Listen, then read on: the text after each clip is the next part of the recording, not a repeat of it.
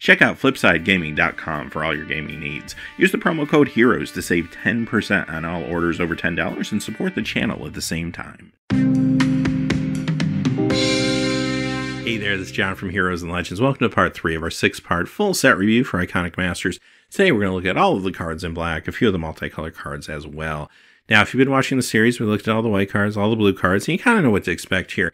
We're going to look at each card individually. We're going to assess them first and foremost through the limited lens. Because these are all reprints, we kind of know what they do in constructed formats and Commander and such. So we're not going to go too far into that. We're going to talk about really the archetypes these cards do best in when it comes to drafting and even a little bit into sealed. Because even though archetypes are a little more important in draft, it's still good to know what cards can do and how they work together, even when building a sealed or playing against a sealed deck. So, with that being said, quickly before we get started, if you check out the description below, you're going to find a few ways to help support what we do here, one of which is our Patreon page. Secondly, you'll find some links to Amazon products, including Iconic Masters. Any purchases you make there will get a small percentage. And finally, Flipside Gaming, also giving a promo code still for our viewers. They're doing pre-orders too for Iconic Masters, among a whole lot of other things, so check them out. Hopefully save yourself some cash. But with that being said, let's get into it, because we got a lot of awesome cards to talk about today. We're going to begin with Abyssal Persecutor. So this one's kind of funny. You're going to notice with black, I mean, there's a lot of great synergies like we saw in the first 2 chapters of the series, but black also has a lot of cards that I'm just going to say, you know what, this is just a good card. Like, play it no matter what, because there's a lot of cards like that. This one is borderline that, because here's the deal with the card. It's awesome, 6/6, flying trample for 4, but you have to have a plan to get rid of it. Some decks are going to be more comfortable doing that than others. So if you have a deck with maybe a lot of removal or something like that, then okay, yeah, go for it. You might be able to really pull one over on your opponent and get a quick victory with a card like this. But if you don't feel like you can confidently deal with this when the time comes, you may want to pass on this. It completely depends on your deck. Bowlegged Scorpion. This one's interesting. Usually a 2/3 for 4 is not where you want to be, but when it enters the battlefield, you may destroy target creature with power 1 or less. There are some flicker effects in the set, not a whole lot. I mean, we saw one a couple days ago in white, but yeah, keep it in mind. It might be an option. Other than that, though, I'm probably going to keep this in the sideboard until I need it. If I'm concerned about 0 or 1 toughness creatures, maybe there's a good one my opponent has.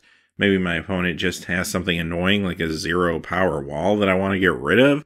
Then yeah, I'll bring it in for game 2 or game 3. Probably not starting with this in my deck, though.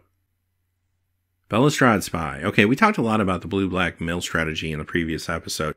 You see a lot of cards, again, that complement that strategy in today's, and this is one of them. 2/3 flyer for 4. Those are pretty good stats to begin with, but when this enters battlefield, target player reveals cards from the top of his or her library until he or she reveals a land card, then put those cards into his or her graveyard. Now, I will tell you this. You can mill yourself with these mill cards. There's not a whole lot of payouts. There's a few. We're going to see them. Most of them are in black, although we did see a blue card yesterday or the other day that does work well with this strategy too. But you want to be a little bit careful with that because it's not super consistent. They were really careful about the reanimation effects and such because the mill theme was so strong. And I feel like if they weren't careful there, that could have been a broken archetype. So yeah, they're a little bit conservative when it comes to bringing stuff out of the graveyard, but you will see some opportunities. So there are times where it could be fine to mill yourself, but really I think most of the time this is all in on the plan to mill your opponent down on those 40 card decks and just putting a clock on them. Bladewing's Thrall. Okay, we haven't talked a lot about Rakdos colors yet, but black and red do have a Dragon Matters theme. It's not that they're going crazy with dragons necessarily. You'll find a couple today in black. We'll look at a couple others that are black-red at the end of the video. And of course, when we get to red, we'll see more. But there is at least a scattering of some of these Dragon Matters cards like this one. Now, this card in particular, if you're not playing at least a few dragons, it's not really that great. It's a fine curve filler, maybe. A 3/3 for 4 isn't necessarily fantastic. But if you have some other dragons to support it, another dragon on the battlefield gives this thing flying. That's pretty good. And also, when a dragon enters the battlefield, you can actually take this directly from the graveyard to the battlefield. So this is one of those examples of something that can come back out of your graveyard, where sometimes maybe even milling yourself might make sense if you have enough of these type of opportunities in your deck. So keep that in mind. Bloodghast.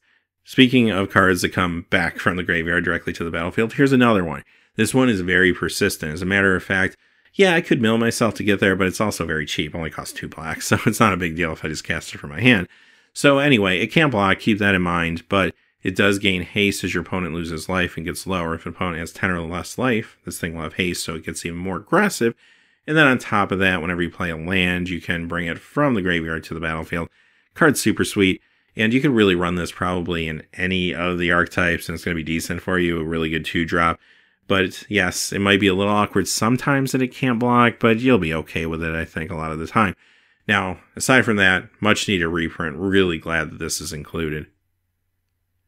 Bog Brew Witch. Okay, these are kind of silly, but this is interesting. I mean, it's a semi-tutor effect. You get to pay 2 and tap, search your library for either the Festering Newt, which we're going to see in a few moments, or the Bubbling Cauldron, which is an artifact, which will be in our artifact video or our colorless video.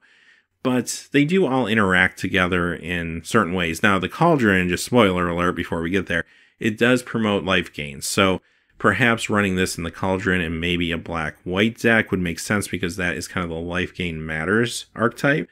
So that could be good. Also, the Newt does allow for some potential removal by giving things -1/-1 or -4/-4. We'll see that in a few moments too. Now, here's the deal though. The Witch has to be in play for the Newt to be really good. So, yes, they combo, but it feels kind of like a little bit of a janky combo to me. If you have better removal spells, I mean, Doomblade's in the set at uncommon, right? So if you have better removal spells, which I really hope you do, then you might not need to mess around with this all that much. But it's there if you want to play around with it, try it out. I mean, I could be wrong. Who knows? You sit down at the table, you might find out this is awesome. But I just feel like it's just a little too contingent on having the right cards in the right order for it to be truly great. So, yeah, keep that in mind. It's okay, though. I'd at least want to try it out. Butcher's Glee. This is a nice little combat trick. It costs 3, a little more on the expensive side, but it does give something +3/+0, regenerates it as well, and the lifelink. So it's doing a lot of stuff. You can use it just as a plain old combat trick, get some damage across, save the creature, or just save the creature if you're getting hit with pinpoint removal or something like that. The lifelink comes into play, especially for black-white, where that's going to matter more. So, yeah, it's a good card in a lot of places. Child of the Night. Okay, lifelink, so again, you're thinking black-white as well, but it doesn't have to be. This is just a really solid 2-drop. You could really work probably into any deck. Nice aggressive card. You can attack in with this sometimes on turn 3, especially if you're on the play, and get a 4-point life swing. It's really good. Dead Reveler. Okay, here's our first Unleash card. You're going to see a few of these today.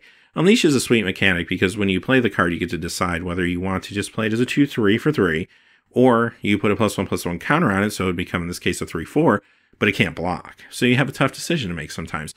However, with that being said, the idea of putting +1/+1 counters on this can lead to some other good abilities given to it from other cards. So, for example, if you looked at the white video from a couple of days back, we looked at some cards where they granted some abilities to things with +1/+1 counters. You're going to see the same thing in green. So this could be a sub-theme maybe of your Life Gain Matters white-black deck, or you could go Golgari colors, the black-green, and you're going to find a lot of places where this is going to matter, right? There's going to be things that increase the amount of counters on your creatures. There's going to be things that grant counters. There's going to be things that grant abilities to things that have counters. So there is a really nice archetype there, especially in those Golgari colors, that you might want to explore with Unleash. But like I said, it also converts well into black-white, and it's still a very aggressive style of play, too, if you like aggressive cards. Doomblade. All right, alluded to this earlier, of course. Surprise, surprise, here it is. In spite of what you heard, it can't destroy black cards, so keep that in mind. But it does destroy target non-black creature, which is a whole lot of stuff for 2 mana, instant speed. It's at uncommon. It's awesome. It's probably first pickable in a lot of packs, even though this is a high power level set. But yeah, Doomblade's awesome, and this is just premium removal. Worth splashing even if you're not in black. Duress. I'll tell you right now, Duress is going to be better in this set than it is in Ixalan. There's a lot of non-creature strategies out there and some more powerful non-creature spells as well. So Duress is going to do more work for you. I mean, maybe you board it in, because if you are playing against a really heavy creature deck, it's not as good, although it's still information for 1 mana. That's not always a bad thing either. But you're going to really see this card excel if you go up against maybe an Izzet build or an Azorius build, because they're going to be a little heavier in the non-creature spells. So keep that in mind. This is definitely a card that you may find yourself sideboarding in more often in this particular set than you do in Ixalan. Eternal Thirst. I'm not a huge fan of auras that don't replace themselves or protect the creature. I don't hate this one, though, because it's only costing 2. if I played at the right time, like when my opponent's tapped out, I can still attack in, get the lifelink bonus, and you know what, that might be good enough, right? So yes, this is good in a few different places. First off, the lifelink concept is going to be great in black-white. The +1/+1 counter concept is going to be great in black-green. This card's kind of doing both things. So maybe this doesn't always make your cut, depends on the build, but yeah, it's runnable. I'm not opposed to using this one.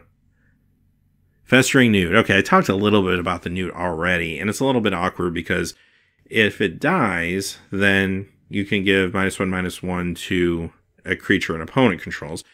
That creature will get -4/-4 instead if you control the witch. So you got to control the witch for this to really, really matter. So that's awkward, but at the same time, if you do control the witch, it's a great ability, and maybe you have 2 or 3 of these, that could actually become quite good, right? So you can also sacrifice these to the Cauldron, which we're going to look at in a few days, and just really force some action. So if you get all the cards in the combo together, you have a little power there, but like I said, I feel like it's just a little janky.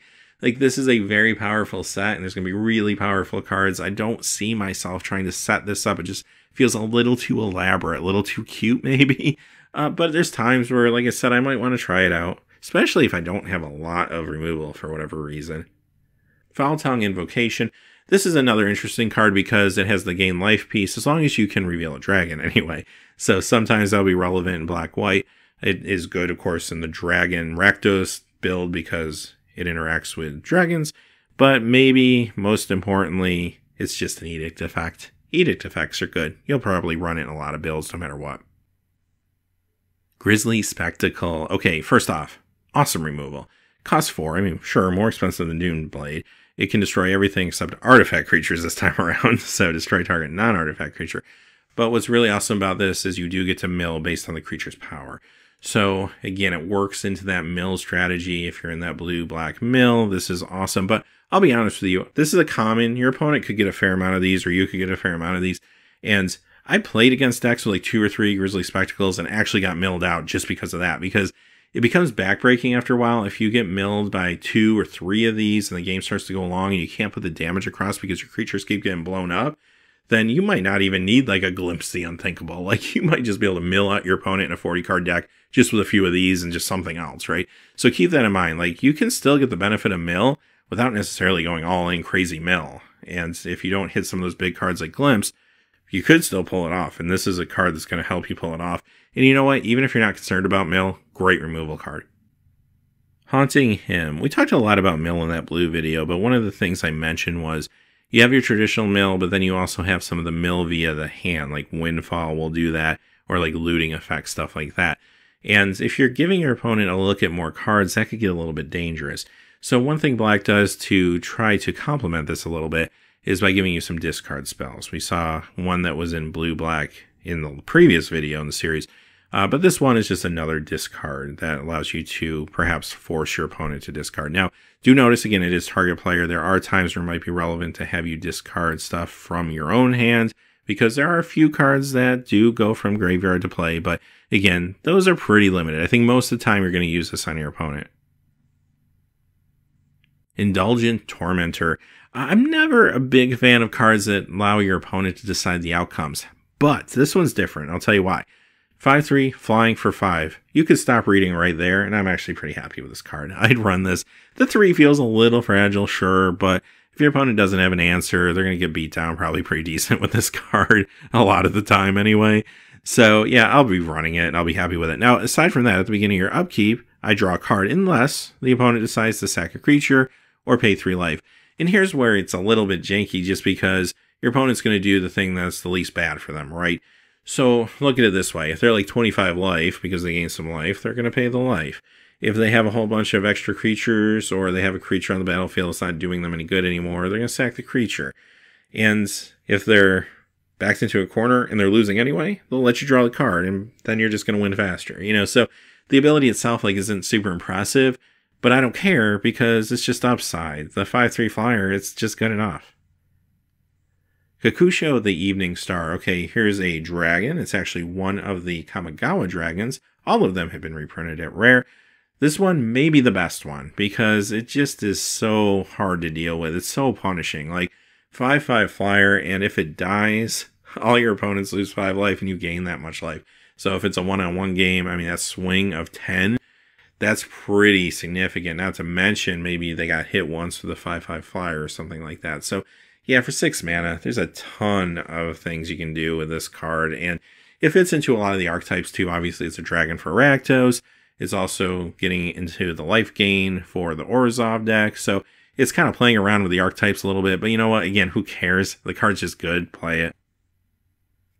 Lord of the Pit. This one's interesting to me that they brought this one back from Alpha Beta Unlimited. The card itself, I mean, it can be very powerful. It's a 7/7 flying trample. It's a little expensive, though, and it's 3 on color. 3 black and 4. So my first question is, do you feel like your deck can cast this consistently? If you do, that's step 1. You might want to play this card. Secondly, do you feel like you consistently will have things to sacrifice to it to keep it from doing damage to you? If the answer again is yes, then you know what, I'd play it. But you do want to be careful. This isn't for all decks. I do want to point out one thing, though. If you can't sacrifice a creature to it, so you have no creatures, it still does 7 to you, but it doesn't tap or anything, so you can still attack with it. And sometimes it's good enough. Maybe you just race with the thing in a case like that. But aside from that, like, think about using it with things like Doom Traveler. I mean, Doom Traveler is in white. It's a common.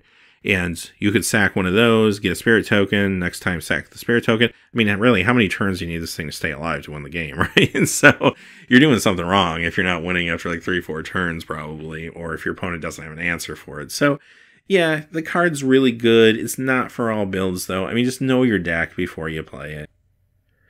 Mereka Nightblade. And here's one of the Outlast cards. We saw a number of these actually in white, and it plays well with those. Also plays really well, again, with Golgari because of the +1/+1 themes there. But this particular one is going to grant Death Touch to anything, any creature you control, the +1/+1 counter. It's a 2/3 itself, and of course it has that Outlast ability, so there's a lot going on here. So keep in mind, these Outlast and these Unleash cards, these Renown cards even in white, just a little ways to get a counter here and there. And with the right support cards, that could actually be a big deal. As a matter of fact, we're going to see a great support card towards the end of the video today. Necropotence, okay, one of the mythics. This card's real good. This is just one of those cards. It's probably better in the Orzhov deck because you do have the life gain, so you can exploit this a little more. But trading life for cards is actually a pretty good trade most of the time, unless you're really behind and you're about to lose anyway. But if you're kind of in a stalemate or you're trying to pull ahead or something like that, this card can give you the means to do so. And it is 3 on color. Keep that in mind when you build your deck. But if you can play this and try to work it in, it's a really, really good card. Knight of the Soul's Betrayal. This one's kind of interesting because at first glance you think, okay, all creatures get -1/-1. We're used to seeing like sorceries that do something like that. But this is actually an enchantment. It stays in play. So it's kind of like your anti-anthem effect, which is actually pretty sweet. And it's a legendary. You can't stack these. Keep that in mind. And it's rare. I mean, you won't see like a whole bunch of these floating around in draft or anything anyway, but just something to make note of. Now, I'll say this. The card, it's probably not for every deck. Like, you kind of have to have a reason to play it. But maybe if I'm in Rakdos and I'm going big with a lot of dragons or something like that, then this is probably not going to hurt me that much, but it could hurt my opponent more. So maybe I main deck it there, but I'm probably just sideboarding this in if I see my opponent does have a lot of smaller creatures or something like that. It deals with things like the aforementioned Doom Traveler pretty well, for example. Noxious Dragon. Okay, here's another dragon. Of course, works well in the Rakdos deck. Now, this one, it feels a little expensive, paying 6 for a 4/4 flyer. But aside from that, though, when it dies, destroy target creature with converted mana cost 3 or less. That's a nice bonus to have stapled on there. So I'm happy to run something like this a lot of the time. Omnixilus the Fallen, another mythic. This one's really awesome. Much needed reprint. Really happy to see this from the original Zendikar. Now, this one costs 5 for a 3/3. That landfall ability, though, is no messing around. Whenever a land enters the battlefield under your control, you may have target player lose 3 life. If you do, put 3 +1/+1 counters on this. So again, yes, it's going to play really good with Golgari, where sometimes the counters are going to matter, and you can kind of swarm with these like little creatures, all these counters, and then this could be maybe your big centerpiece, and that might be your build right there.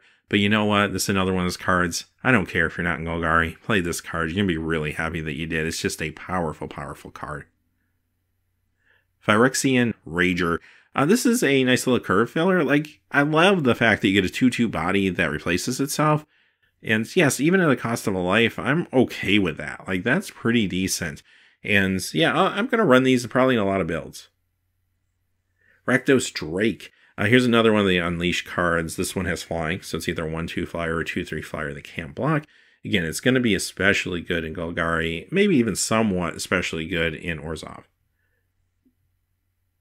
Reeve Soul, another good removal spell. This one's sorcery speed, so it's a little slower, and it does have the restriction of creatures power 3 or less, but I used to play this a whole lot back in the day in Magic Origins, and it's good. It's not Doomblade, but it's real good. You'll be happy to run these.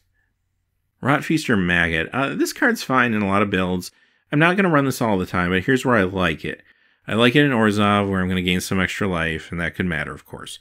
Secondly, when this enters the battlefield, exile target creature card from a graveyard. It's kind of nice if somebody is running one of the few cards that does matter out of the graveyard. So, for example, I mean, we just saw the vampire that comes back out of the graveyard, potentially with haste and keeps beating you down. Yeah, something like the Bloodghast, you could get rid of that. And there's other cards out there that do matter. So, there's not a ton of them, but there are times where you're going to need something like this. So look at it this way. If I'm in the Orzhov deck, I could see myself perhaps main decking this. If not, it's probably a sideboard card to deal with those type of effects. Runescar Demon. Okay, this is a awesome card. 6/6 flyer for 2 black and 5. Not cheap, but also not super expensive. And then when it enters the battlefield, you get to Demonic Tutor. Yeah, that's fantastic. You don't get a lot of opportunities nowadays to tutor. When you do, you pay for them, and don't get me wrong, you're paying for it here, but you're also getting a very substantial creature with evasion on top of it. So putting something like this out and then maybe grabbing that removal spell or grabbing counter magic or something to protect it could be really, really good at the right time. So this is another one of those cards that, sure, we could talk about what archetype it's best in, but let's face it, it's probably good in all of them as long as you're comfortable with the casting cost. Sanguine Bond. This card is actually super sweet for that white-black deck, right? All the different ways to gain life, you can convert that into loss of life for your opponent. Yeah, and these are uncommon, so you're going to be able to grab one, maybe even two of these if you're lucky, and you could have yourself a nice Orzhov deck with something like this backing it up. Sheoldred Whispering One, and here is our last mythic of the day, and this one is really, really strong again. Little expensive again, it's 7, sure, but 6/6 Swamp Walk. You don't see Land Walk too much anymore. This, of course, is one of the Praetors. There's all 5 have been reprinted, one for each color. And, I mean, just the attrition here. At the beginning of your upkeep, return target creature card from your graveyard to the battlefield. So here's another opportunity to return something from your graveyard directly to the battlefield. And then at the beginning of each opponent's upkeep, that player sacrifices a creature. So it just attritions them out if they can't deal with it. There's nothing they can do about this. They have to destroy it quickly or they're in a lot of trouble, especially if they have swamps on their side of the board. But even if they don't, it's still just backbreaking. Now, it is mythic, so again, that's why I say that there's not a lot of things grabbing stuff out of the graveyard. Like, when they do it, they keep it really, really focused and hard to get, like this card. Because with the mill concept, you don't want to really break that archetype by having opportunities to mill yourself and then just reanimating left and right. You don't see a lot of that. So these cards are especially good if you can come across something like this. Tavern Swindler. Okay, flip a coin. Who doesn't love flipping a coin, right? When you're playing some Magic, it really screams like Pro Tour level card, doesn't it? So when do you use something like this? This is maybe one of my least favorite cards I've seen in the set so far, but I'm going to say this about it first. It's a 2/2 for 2. Sometimes you just simply need 2 2s for 2, and it doesn't matter what that ability is. But the ability, if you want to play around and gamble a little bit, tap it, pay 3 life, flip a coin. If you win, you gain 6. So yeah, it's trying to be in that Orzhov deck, but it's high variance, and you might not want to mess with it, quite honestly. Now, if you're at like 30 life because you're gaining life from other stuff, I mean, I guess you could say, what do you really have to lose? If you lose the flip a couple times, you lose the flip a couple times, but when you hit it, there might be enough upside for it to be good for you. So yes, you can stack the deck in your favor here, but it's very contingent upon everything else that's going on, and I feel like there's just better things you can be doing. But like I said, sometimes you just need a bear. 2/2 for 2 might be good enough. Thoughtseize, another really good reprint, and they used the art from the original Lorwyn version, which was getting pretty pricey. Starting to come down now, of course. Now, the Lorwyn version of the card, much higher than the Theros version because there were a lot less copies of the Lorwyn version. And a lot of people do prefer this art. I mean, some prefer the other. But I'm glad they went with the original art here. I think that can kind of tackle the high value, at least a little bit of that Lorwyn version. But with all that being said, is this a good card? Yeah, it's awesome. This card's fantastic.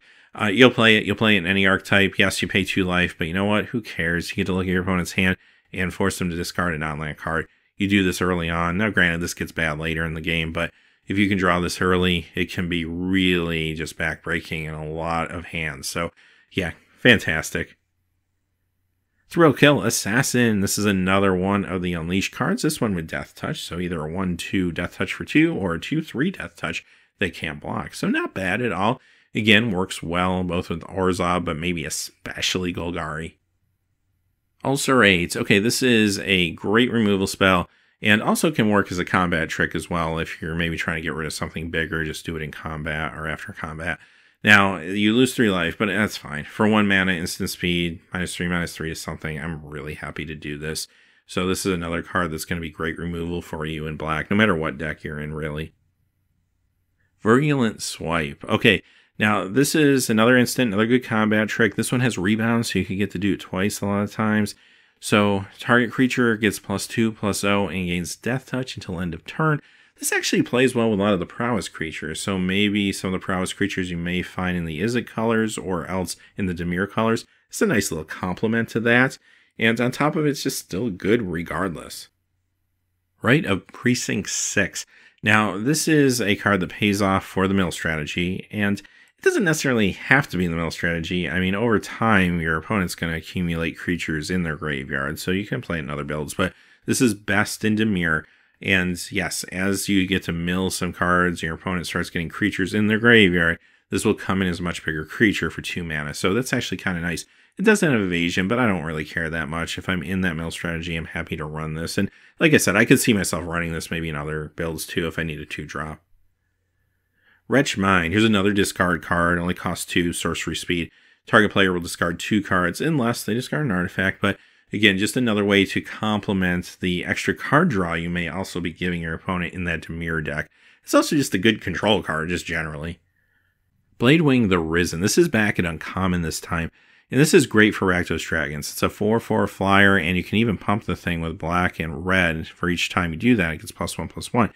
This is also a card that dabbles in the graveyard a little bit. When this enters the battlefield, you may return target dragon permanent card from your graveyard to the battlefield. So that's very relevant. And like I said, there's not a lot of ways to interact with the graveyard, but this one at least isn't uncommon and does interact with other dragons. It's legendary, so you can't get, say, another copy of Bladewing, keep them both in the play or anything like that, but there are a lot of other dragons you can target with this. It's going to be really good in that build. Now, 2 black and 2 red make it really difficult to splash. I don't really think you want to splash this in other decks because this feels like it's really good in Rakdos because of the pump ability as well as the interaction with other dragons. For 7 mana, it might not be all that great in other decks. Like, there's probably other things you could be doing if you're not really devoted to Rakdos.